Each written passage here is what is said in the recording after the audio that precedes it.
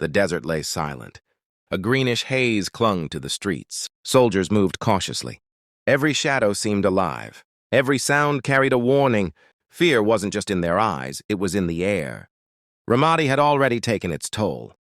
Rumors whispered among the men, things unseen, footsteps in empty alleyways, voices calling from abandoned homes. Most shrugged them off as nerves, exhaustion, or too much sun. But some knew better. Some had felt it. Something was watching. Something waited. Private Jacobs had just arrived.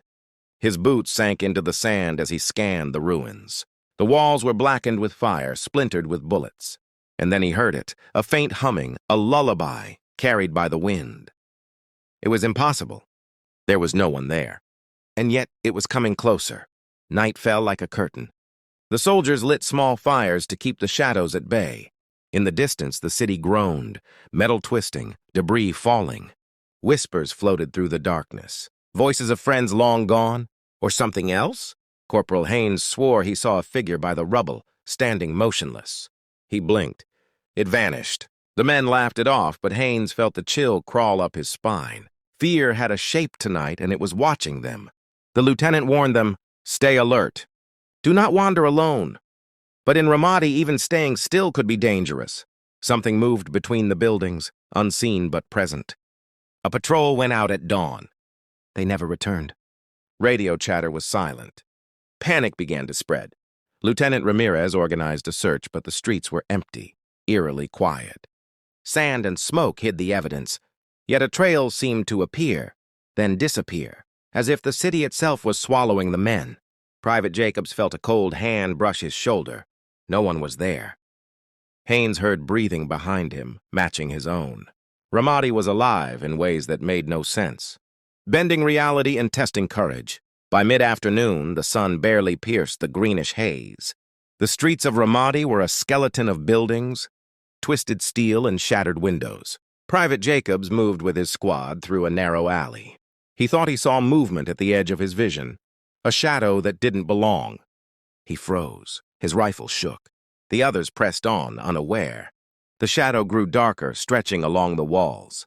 A whisper slipped through the alley. "Go away." Jacobs turned. Nothing. The squad continued, but the feeling lingered. Something wasn't human. Something was patient, waiting for them to falter. At dusk, the squad set up a temporary perimeter. The radios crackled with static. But beneath the static, whispers, names were called.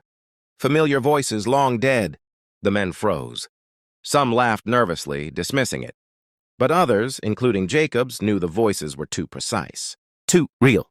Haynes pointed to a distant ruin. "Did you hear that?" His voice trembled. No one moved. The wind carried laughter, low and hollow. Each man felt eyes on them, invisible but undeniable.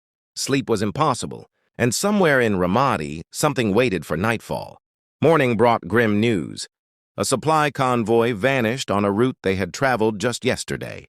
Trucks, soldiers, everything, gone. No traces, no wreckage, only a trail of sand disturbed as if by some invisible force. Lieutenant Ramirez ordered the men to investigate. Every turn revealed nothing. The city seemed to twist itself, leading them in circles. Jacobs's heart pounded. He swore he saw figures standing on rooftops, motionless, staring. He raised his rifle, but the figures disappeared. Something in Ramadi didn't just hide, it manipulated reality itself. And the men were trapped inside its gaze. The sun sank low, casting long, green-tinted shadows over the ruins. Every building seemed alive, every broken window a pair of eyes watching. Jacobs and Haynes moved cautiously through the streets. Each step echoed unnaturally loud. Then they noticed it. Figures in the windows. Not moving, just staring. "Not human." Or at least not quite. Haynes whispered, "We should turn back." But the lieutenant pushed forward. The figures vanished when looked at directly, only to appear again around the next corner. Ramadi was no longer just a battlefield. It was a predator, and the soldiers were its prey. Night fell thick and heavy. The men huddled in a partially collapsed building. Suddenly, a piercing scream cut through the silence, a sound both human and monstrous. The men froze, searching the streets through broken walls. No one appeared. Yet the scream came again, closer this time, echoing through the empty alleys. Jacobs felt his chest tighten. Fear was no longer just in the mind, it was physical, gnawing at his very bones. Lieutenant Ramirez ordered the men to hold position. Some whispered prayers, others tried to keep calm. But the city had its own rules, and one sound could be a lure. Into the unknown. The following morning, a small patrol went out. Sand crunched beneath their boots, but their footprints vanished behind them, erased as if the ground itself rejected their presence. Jacobs watched in disbelief. Every instinct screamed danger. Shadows moved independently, and the wind carried whispers that seemed to come from nowhere. Haynes muttered, "We're not alone. Not in any way we understand." The lieutenant frowned, but said nothing. Something in Ramadi was learning, observing, and testing their courage. Each step forward was a gamble. Midday brought horror. Private Daniels, sent to check a supply cache, vanished. His rifle lay on the ground, dust settling around it as if nothing had disturbed it. Jacobs retraced his steps. No footprints, no sign, just the empty street and an unnatural silence. Then they heard him, or something wearing his voice, calling from the distance. "Help! Come to me." Haynes's rifle shook in his hands. "It's a trap," he said. But the voice was insistent, eerily human. The men realized in Ramadi, even familiar voices could be weaponized, twisting fear into something tangible. Night returned with an almost tangible weight.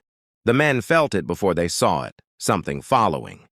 No footsteps, no shadow, but a presence cold and relentless. Jacobs turned abruptly.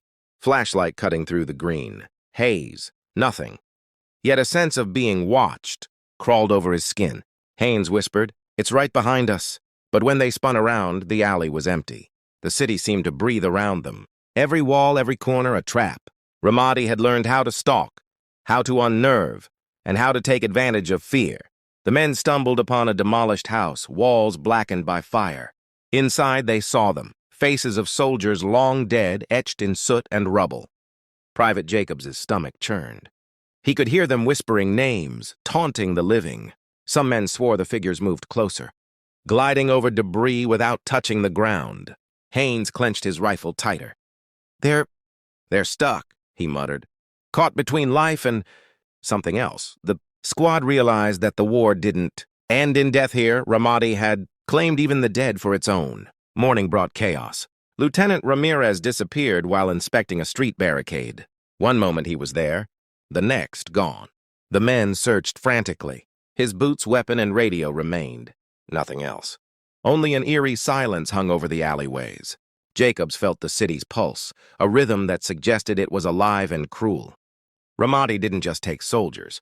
It reshaped reality to confuse, terrify, and consume them. By dusk, the surviving soldiers began seeing themselves, reflected in shattered windows, puddles and broken metal. But the reflections weren't right. Eyes too wide, faces distorted, smiles they hadn't made. Haynes nearly dropped his rifle, staring at the reflection of Jacobs mouthing words he hadn't spoken. Fear twisted into paranoia. Could they trust their own senses anymore?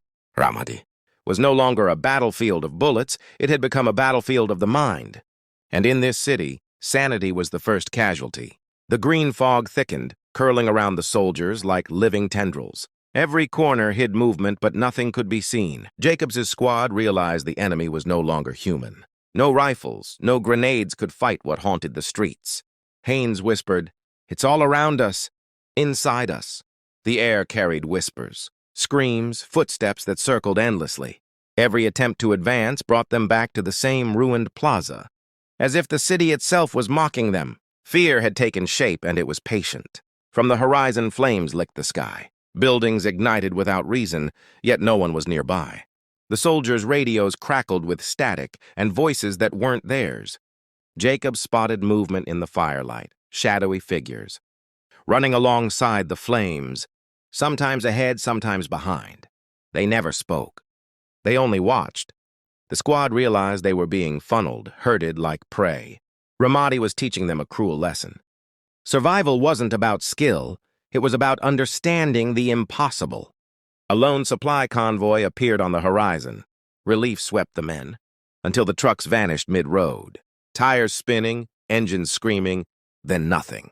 The sand swallowed them. Haynes screamed into the radio, but only static answered. Panic set in. Jacobs felt a cold hand on his shoulder. Again, no one there. The city seemed to mock them, bending reality at will.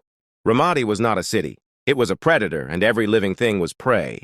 By midnight, the surviving soldiers huddled in a shattered building.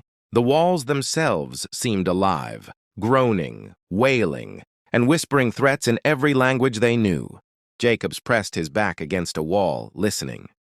The walls recited their names, their fears, their sins. The air shimmered with unseen figures, circling, watching, waiting. Haynes muttered, We're inside something that shouldn't exist. Fear had evolved into something physical, something that clawed at their minds. Ramadi had fully revealed its power, and the end was near. The survivors stumbled into the city center, streets warped beyond recognition. The ruins twisted, impossible angles, as if Ramadi itself had reshaped overnight. Voices called from every direction, friends, enemies, and those long dead. Shadows moved independently, merging with the fog, forming faces that were almost human. Jacobs and Haynes tried to call out, but their voices were swallowed by the city. Every step forward felt like moving through thick water. Suddenly, in the center of a collapsed plaza, they saw it. A figure, tall, indistinct, pulsing with a green glow. Eyes, if they could be called eyes, pierced them. Time slowed. The city's heartbeat matched their own. Jacobs raised his rifle. The figure didn't move. Then, in unison, all the shadows coalesced toward it, vanishing in a flash of light. Silence followed. The city seemed empty, but the feeling lingered. Ramadi had claimed something permanent. A mark on their minds they would never shake. Dawn broke over the scarred city. The survivors, fewer than those who had entered, stood among the ruins. The green fog had lifted, leaving only silence and the smell of smoke. Jacobs looked around. The streets were still twisted, but the voices and shadows were gone. Had it been real, or had exhaustion and fear painted illusions on their minds? Haynes touched his forehead. Memories of vanished comrades, voices calling, walls screaming, etched forever. The city of Ramadi had not only been a battlefield of war, but a battlefield of fear, of the mind, of the soul. As helicopters approached for extraction, Jacobs whispered to himself, Some wars never end. Ramadi stood silent, watching, waiting, and those who had survived knew the stories would follow them. Long after the city had swallowed others whole,